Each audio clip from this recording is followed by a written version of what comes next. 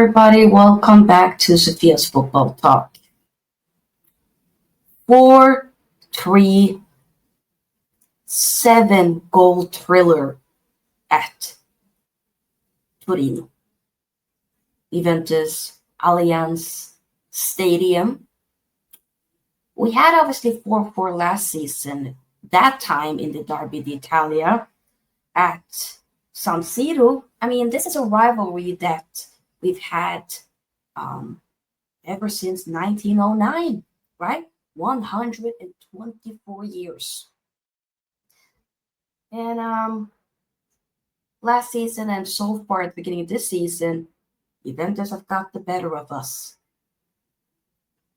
When it looked like maybe Inter was finally going to showcase, hey, we're here. You're the fallen giants, but we are here. We're here to roar. I think Christian Kivu, I think this job is too big for him. I wasn't too excited when we first appointed him. And here we are now. Second game, back-to-back losses. Start off the season with the 5-0 goals. Bonanza against Torino.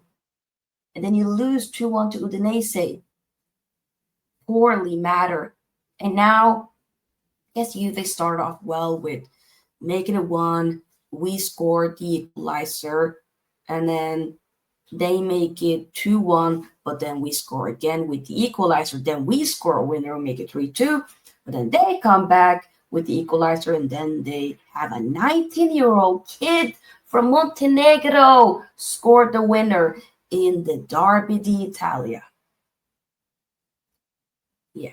Hakan, I think, did well, of course, with both of the brace, wonderful goals, especially the volley for the second equalizer as he scored 2 goals and, heading it, or not heading it, but like it hits it. He controls it with the chest and then scores a volley. Thuram, both of the Thurams scores. One of them decided to celebrate, and the other one, for whatever reason, I don't understand why he didn't want to celebrate. Like, what are you doing? I know your father is there watching, but he's watching both of y'all.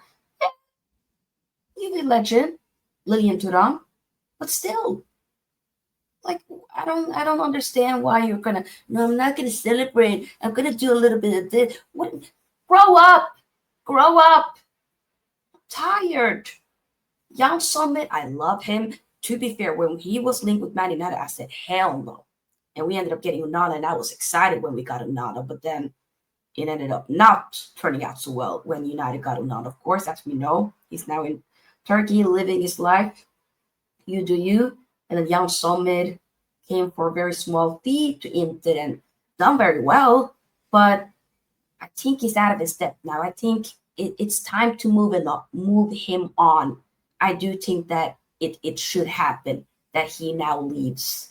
Thank you for your service, but some of the goals that we conceded tonight, and they were good goals, don't get it twisted, but I think he could have done better. I do think he should have done better. Overall, it was a good game. Serie A is underrated. I've been telling people when I talk about Serie A, you guys are missing out. Okay? I've been a Serie A lover for years, and I promised myself I was going to be watching every Inter game, and I've done that for the last few years now where I've been like, okay, religiously watching Inter for sure, supporting them because after Man United, Inter has my heart, and it sucks.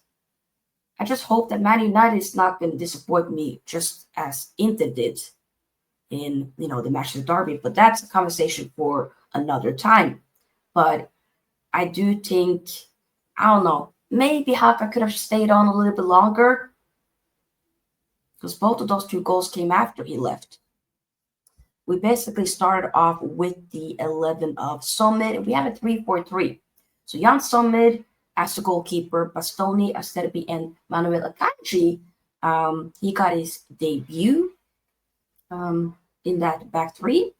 Mkhitaryan still playing, Hakan Çalhanoğlu, even with all the drama that happened. Yes, it's been squashed, but he still started. Barella, Dumfries, Lautaro Martinez, of course, also Augusto as well in that wing back role, and he did well. I mean, he did assist in one of the goals as well. By the way, I do think he did well, and he had a couple of passes where we just needed to have somebody in the box. I think Lautaro could have done a lot better. He was a bit more anonymous in this game, in my opinion. But yeah, just disappointed. Just disappointed.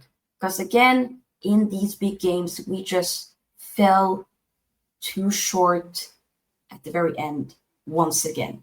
And it's annoying. It's really annoying. And I do think we should have gone with another coach, somebody a bit more experienced. Yes, you're, of course, 3-time Scudetto champion with Inter and won, of course, the treble with us. Hey, big up, I ain't taking none of that. But as a coach, I just feel like this job might be, and it's not even might be, it is a bit too big for you. You might be a bit too big for your boots when it comes to this particular team, managing after and taking over from, right? The former gaffer. Still mad at that guy, by the way. I don't even want to mention his name. It's you know what I mean. But yeah, I don't know. I'm disappointed. It sucks. And I haven't been confident with this season as I was last season, even though it fell short just at the very end. But I still was thinking Inter was going to do something. This season, I don't think we've been winning the league. Top 4 for sure, but we won't be winning the league.